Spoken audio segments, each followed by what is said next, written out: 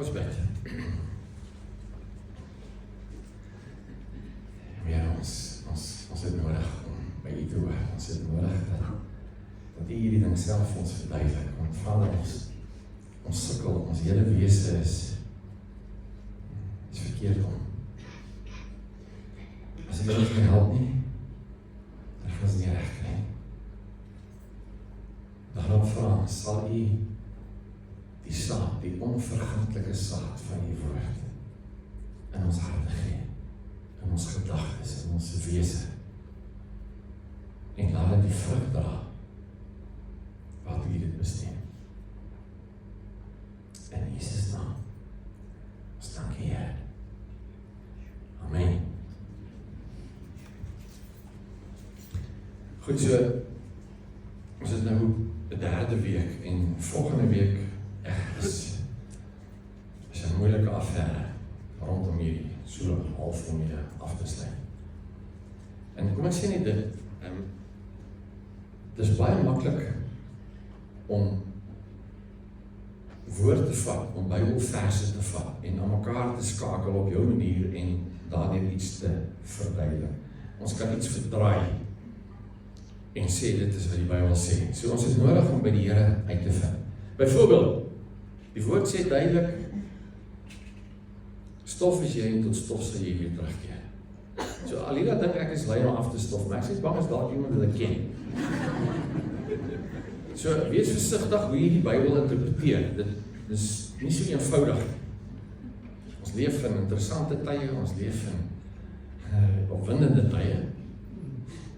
Die van julle dames wat in jou gedagtes nog hierdie ding het van jou ridder wat op 'n perd aankom, jou kans word al groter. Goed, so kom ons kyk.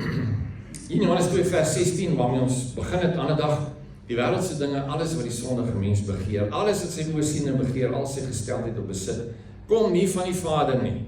Hoor jy dit? Dit kom nie van die Vader nie, maar uit die wêreld.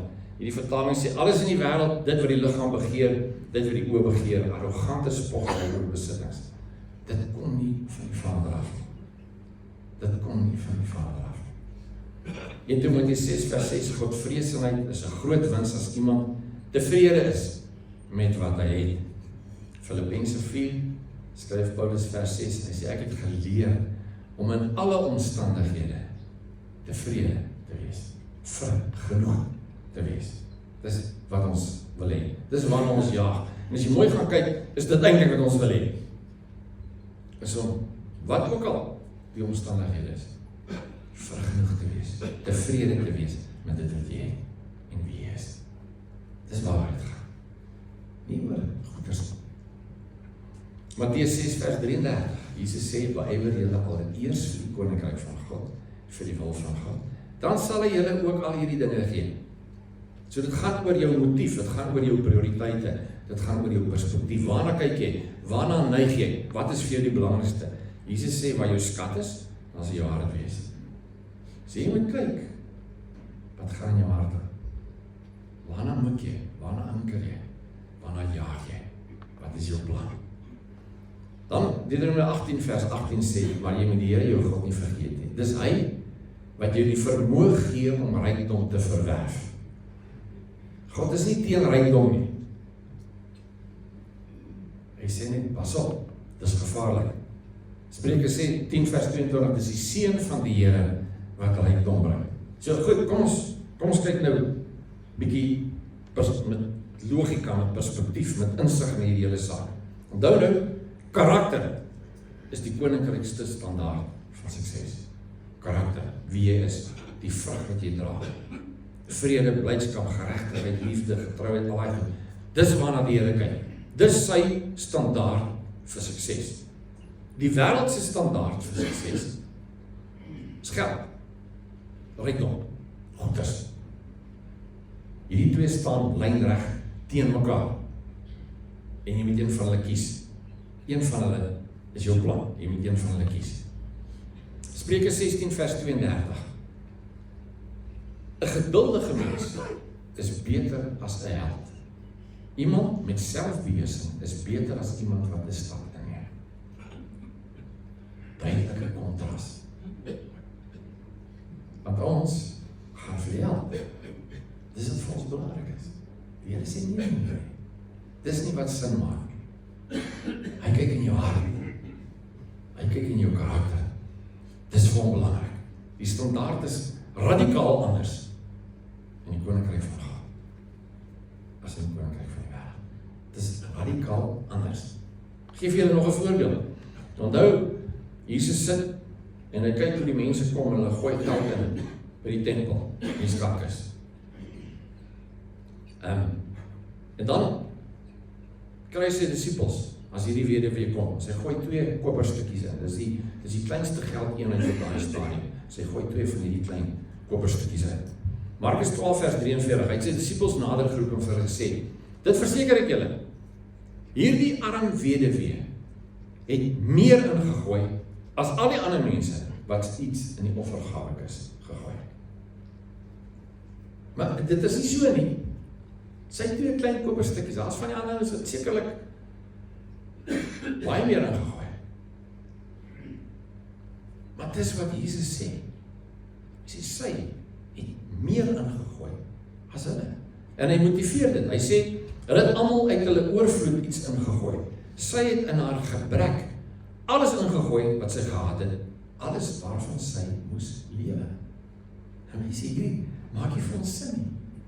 Ons doen nie dit nie. Dis is Jesus by die ryke man kom en sê, man, verkoop alles wat jy het. Geef dit vir die armes en volg my. Dit werk nie vir ons nie. Want ons soek goeders, ons soek geld, ons soek ryk, ons soek kiet. Dis wat ons wil hê. En die Here kom en hy sê, hierdie ding is 'n totaal ander hart waarvan hy praat. Heeltemal anders. Hierdie is next level. So ons weet nie wat is hierdie weduwee se omstandighede nie. Ons weet nie van niemand is dit vir haar sorg nie, of waar sy kinders, as nie kinders het nie, of ons weet nie wat aangaan nie. Ons weet net, sy het die 2 stukkies waarvan sy nou moes gaan kos koop of wat ook al, en sy vat dit en in haar binne kom sy en sy gooi dit in die skatkis. Karakter. Dis waaroor dit gaan. Karakter. Nou kom die Here in Genesis 8 vers 22. Heel laat aan die begin. Solank as die aarde bly bestaan, sal saaityd en oestyd, koue en hitte, somer en winter, dag en nag nie ophou. So heel in die begin kom die Here en hy gee hierdie beginsel. Hy sê, die koninkryk van God en hierdie aarde gaan oor saai en maai. Nie koop en verkoop nie. Saai en maai. Dis die Here se beginsel. Spreuke 11 vers 24, daar's mense wat vrylik uitdeel en tog steeds meer het. Dit maak nie sin nie, nee. As jy iets weggegee het, hoe kan jy meer hê? Dis die Here sê. Daar's mense wat vrylik uitdeel en tog steeds meer het. Daar's ander wat synig is en tog arm word. Dis teenoorgestelde van wat ons koppe vir ons sê. Ons koppe sê, get what you can what you get, en sit on the can. Dis ons beginsel. Die Here sê, nee. Gee weg.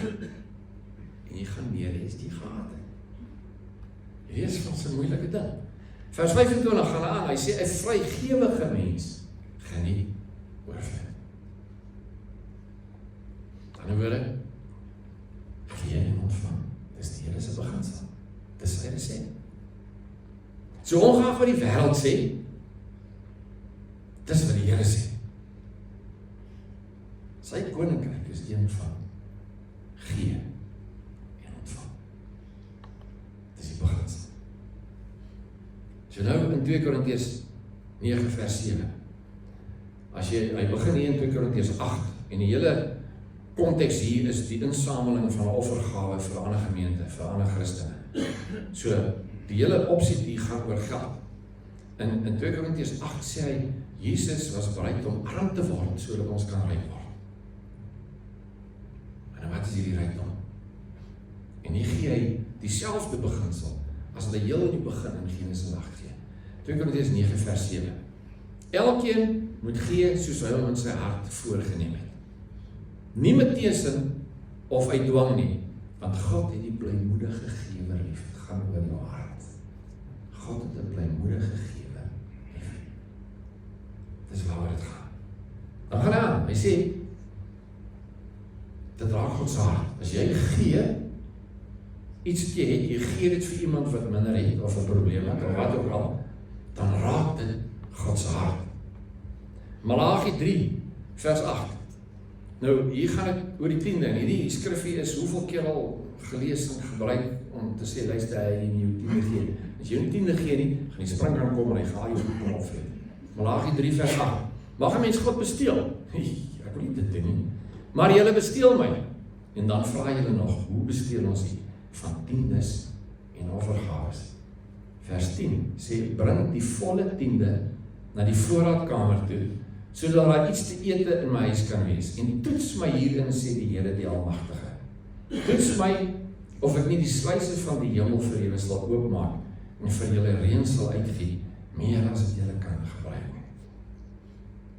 Kyk so, die 10de wat die Here ingestel het in die Ou Testament, het beteken 10% van alles wat jy het. Jou wins, 10% van jou wins wat jy maak. Geef hom. So, vir ons het dit nou al bietjie die mekaar geraak, want ons kry nou salarisse en geld en kommissie en allerlei goed en ons sukkel. Hierdie aanvanklik was gewees, as jy jou oes afhaal, en dan was daar nog die eersteling wat aansluit by die 10de, maar nie dieselfde is nie. Maar hoe dit gewerk het, is jy vat jou eerste mielies wat jy oes, en jy gaan laai dit by die kerk af. En die volgende 9 waans laai jy in jou stoor af. Dan vat jy die 11de jy laai dit by die kerk af. En dan die volgende 9 is so 10% van wat jy het, wat jy maak, dit gee jy as 'n offer aan die Here. Nou goed, in die Nuwe Testament is daar 4 plekke waar oor die 10de gepraat word. 2 van hulle sluit nie by aan, die ander 2 is nou 'n ander saak. Maar kom ek lees vir julle hierdie een, in Matteus 23 vers 23. Ellende wag vir julle skrifgeleerdes en fariseërs, hygewaars. Julle gee tiendes van kruisement, anys en koljander, maar wat volgens die wet van God die swaarste weeg, laat julle na. Geregtigheid, barmhartigheid, getrouheid, betroubaarheid. Hier kom het weer terug na karakter, nee. Hy sê, dit is belangriker. Die karakter is belangriker as enigiets anders. Dan voeg hy by, jy sê die dinge moet 'n mens doen, en nie die ander nie nalaat nie. Met ander woorde, jy moet die goed doen, en die 10de moet jy nalaat nie. Okay, dit sê Jesus in die Nuwe Testament, voordat hy gekruisig is. So my siene, oor die 10de.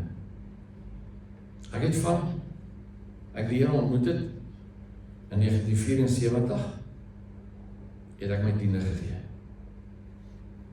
My pa het my sakgeld gegee op daai stadium, 10 sent vir elke jaar wat jy oud is. So, ek was op daai stadium 14, ek het R1.40 gekry, en om nie 'n kans te vat nie, het ek 15 sent gegee. Net in geval my wiskunde nie goed is. En van daai tyd af, tot vandag, gee ek my 10de. 10% van wat ek genereer, dit wat na my toe kom, dit gee ek. Gee terug. Gee het weer. Maar, dis nie 'n wet nie. Dis nie 'n wet nie. As iemand vir jou sê, hierdie is 'n wet, en as jy jou 10de nie gee nie, gaan die sprinkaan kom en jou goed vreet, en die yskas gaan breek, en die kar gaan nie wil staart nie, nee. God is nie kwaad nie. En God laat nie slegte goed met ons gebeur nie. Hy is 'n goeie Vader wat ons lief het. Hy is 'n goeie God wat ons lief het. Dis in die ou verbond, die 10de, maar in die ou verbond was dit God se plan. Dit was sy voorstel, dit was sy reël geweest. Om hierdie ding vir jou sinvol te maak, vat 10% en gee dit terug in die koninkryk. Of spesifiek in die tempeldiens, want dis waarvan die leviete, die priesters moes leef, was hierdie 10%. So, dis die Here se plan gewees in die Ou Testament. Ek dink, die groot voordeel van 'n tiende is, en bloot omdat die Here besluit het 10%, dink ek, is dit sinvol om daarmee vir my aan te gaan. Dit neutraliseer mammon. Dit maak die pad oop, dit maak dit vir my moontlik. Die oomblik wat ek het gedoen, dis soos enige ding in jou lewe. Jy het hierdie plan, jy het hierdie idee, jy het dit wat jy wil bereik, jy wil oefen, jy wil fiks word, jy wil vir die kompetisie inskryf. Die moeilike is om te begin, maar as jy eers begin, dan is dit maklik. Ek het gistermiddag gaan fiets uit. So, voor die tyd, moet ek nie, wil ek wil nie, op jou trek ek my kiet aan, en ek vat die fiets en ek ry, en toe ek eers ry, toe is die ys gebreek, en toe is dit lekker, en ek ry. Ek dink die tiende doen dieselfde ding. Hierdie vermoë, hierdie vyand het, om gierigheid, synigheid in my te laat groei, te laat vassteek. Tiende breek dit. Soos ek liefde, ek sê nie, jy moet jou tiende gee nie. Of jy ouens, eintlik wat daar oor preek, sê nie, jy gee tiende, jy betaal jou tiende net oor. Dis nie jou nie, dis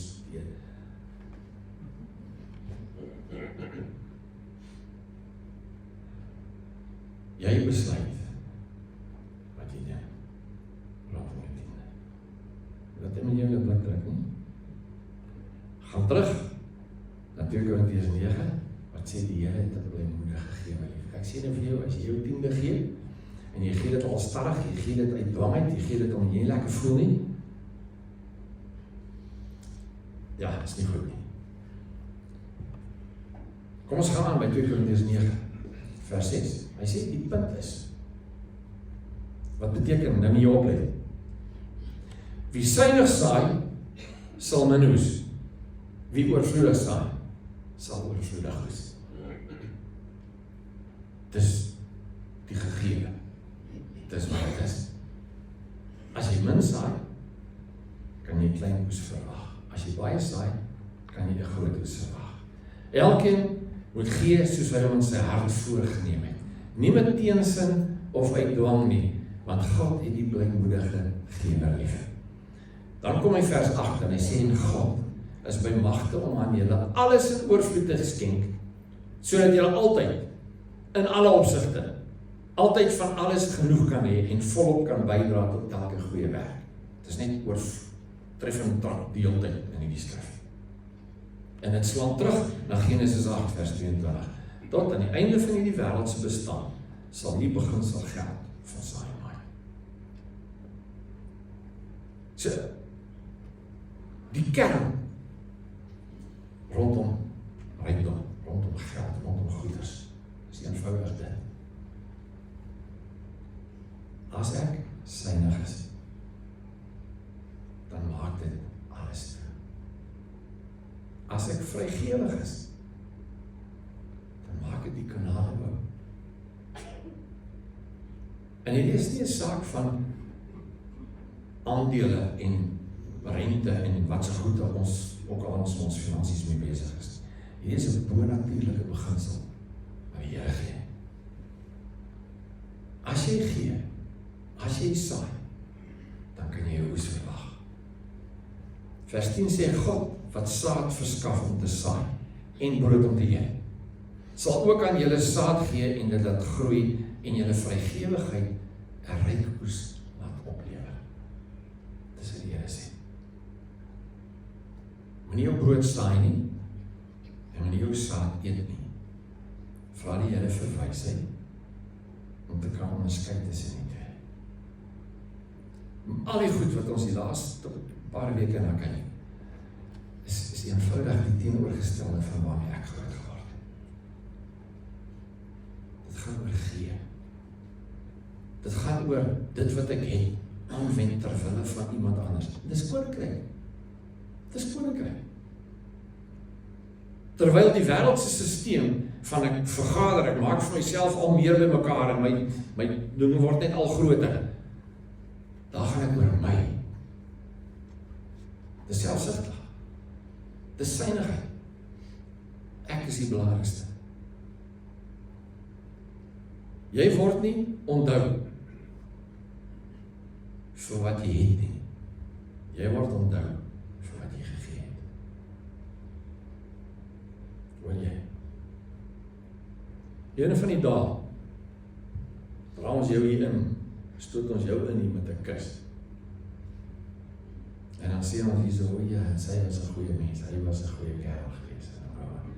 Jy word nie onthou vir wat jy gehad het nie.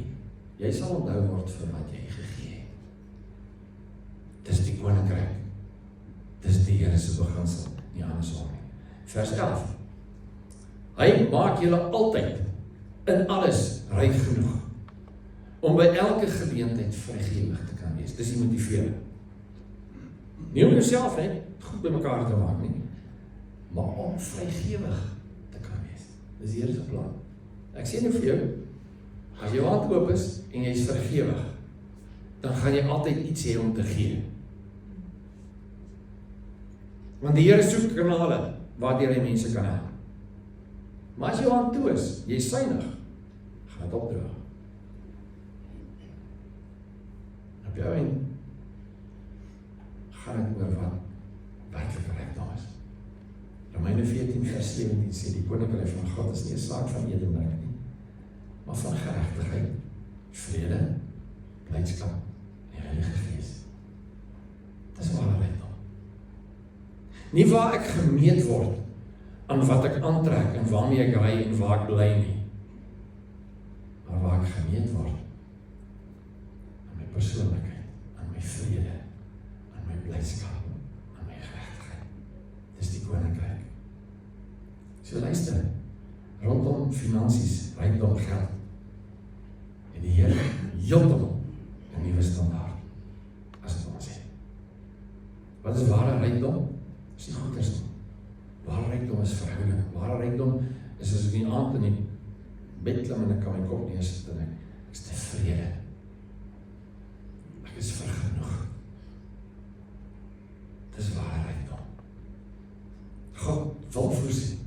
God hou daarvan om jou te bederf. En ek hou daarvan om my kinders te bederf. En om my kleinseuns te bederf. Dis lekker. God wil jou bederf. Hoor dit. God wil jou bederf. Maar geld, rykdom, is bitter gevaarlik. So hy moet dit doen op 'n manier wat jy nie gaan skade ly. Hy ander 3 kleinseuns het nou gekuier in Desember. Ons was toe 6, 10 en 12. So ek het goed wat hulle mee kan ry en dinge wat hulle, dit is net as vet. Maar ek moet duidelik vir hulle beduie, luister, hierdie so, nee, so vinnig nie, stadig, hou jou voet reg oor die briek, weet, dis lekker, maar dis gevaarlik, dis lekker, maar dis gevaarlik. So daar's perke, ek stel duidelike perke, net so stel die Here duidelike perke aan jou finansies. Want as jy dit nog nie kan hanteer nie, dan is dit vir jou 'n stryk. Dis gevaarlik. So as jy met meer vertrou wil word, wees getrou in die kleine en kry jou karakter in plek. Dan word jy vertrou in meer. God wil vir jou voorsien en hy wil jou bederf. Dis vir hom lekker as jy glimlag en pret het. Want dit gaan karakter boogryf. God stel meer belang in die ontwikkeling van jou karakter as in die voorsiening van jou geliefde. Beteken noodwendig as ons hierdie beginsels volg, is ons by mekaar betrokke. Dis nie elke ou vir homself nie. Waar die wêreld gaan, ek trap op aan ouens om by te kom. Want ek wil meer hê. As by die ding kom, dan beteken dit ek begin rondom my kyk en ek sien ander mense wat probleme het, wat nood het. En ek doen iets daar. Voorbeeld, as ons hierdie gemeente van ons, as ons besluit ons verkoop al die Toyotas wat ons het, want dis die goede, en so dis ordentlik, ons verkoop, nee, kom ons maak dit anders, gestel, al die Toyotas word gesteel, en ons vat Outsurance se geld, en ons koop vir ons elkeen 'n kleinerige karretjie. Ons koop vir ons elkeen 'n demo Suzuki. Ek weet nie wat so goed daar. Ek kan nie, daar is soveel karre. Wat beteken daar soveel van Outsurance se geld oor? Ons kan in plaas van vir ons elkeen een koop, kan ons 4 koop. Dit beteken ek het een en ek kan 3 saai.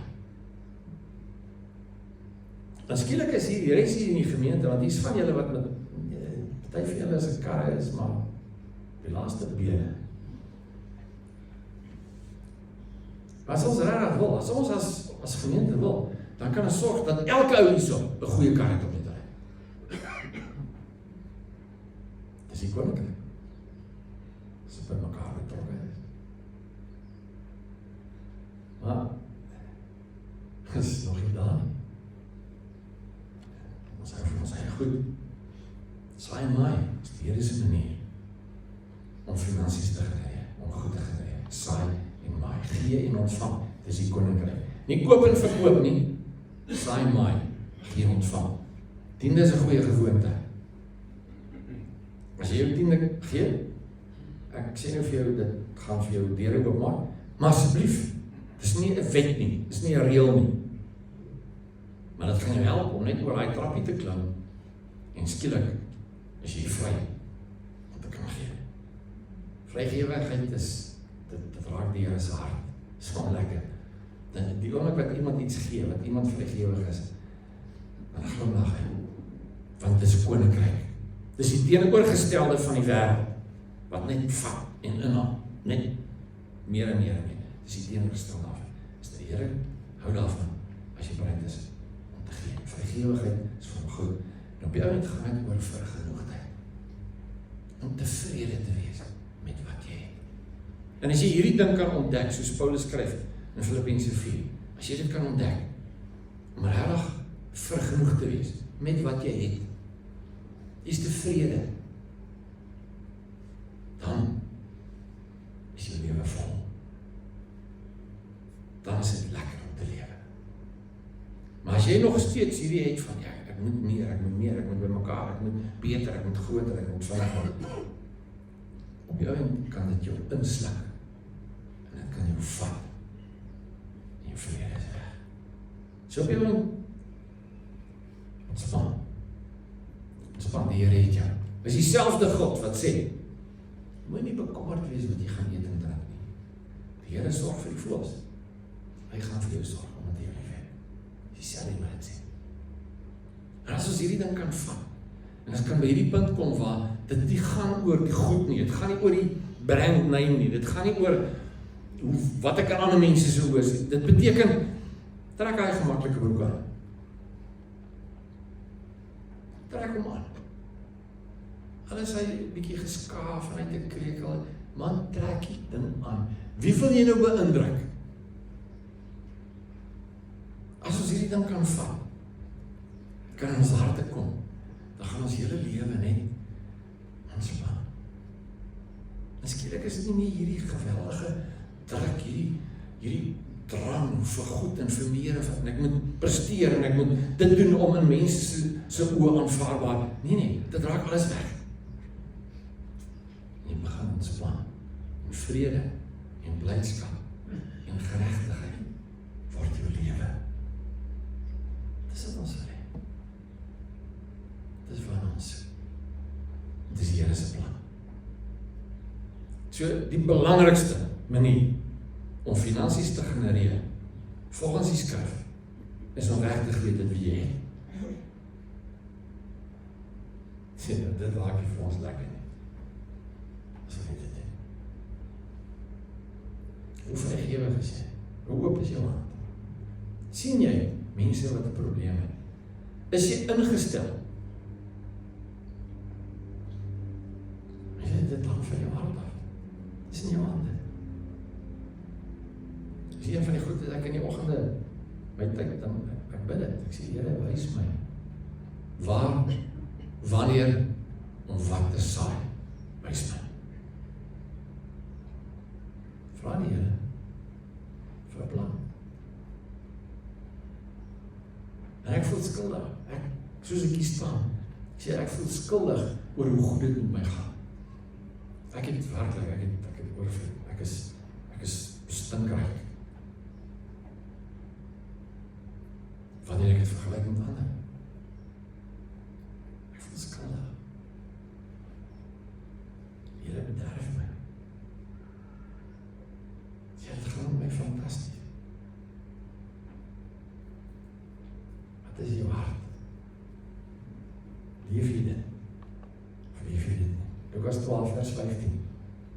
Hy sê vir pas op, wees op julle hoede vir elke vorm van gierigheid, want 'n mens se lewe word nie bepaal deur die oorvloed van sy besittings.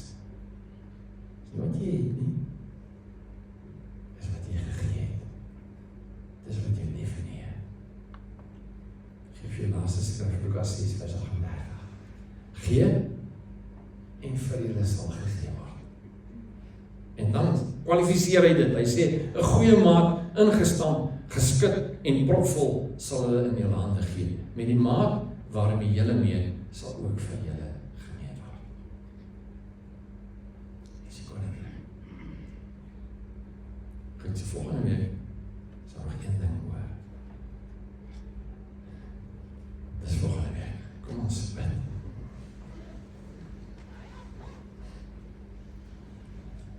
Here, sal U in ons harte kom en vir ons die wysheid en die insig gee om te sien wat die woord sê en dit te doen. Nie wat die wêreld sê nie, wat die woord sê. En ek vra Here dat U vir elkeen wat hierna luister of geluister het, die wysheid sal gee om self die woord te vat en by U uit te vind.